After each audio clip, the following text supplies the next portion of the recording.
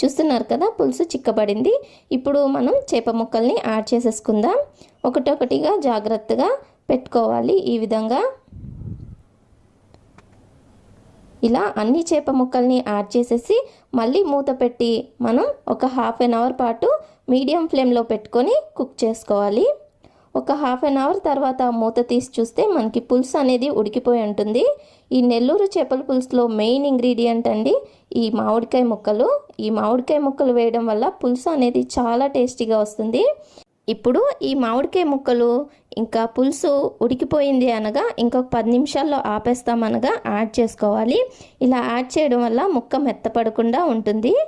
ఇప్పుడు ఇలా మామిడికాయ ముక్కలు వేయంగానే మనం ఒకసారి ఈ విధంగా క్లాత్ తీసుకొని ఒకసారి ఈ విధంగా తిప్పుకోవాలి. ఇలా చేయడం వల్ల ముక్కలు అనేది విడిపోకుండా ఉంటాయి. ఇందులో ఇప్పుడు మనం ముందుగా డ్రై రోస్ట్ చేసి పెట్టుకున్నాం కదా ఈ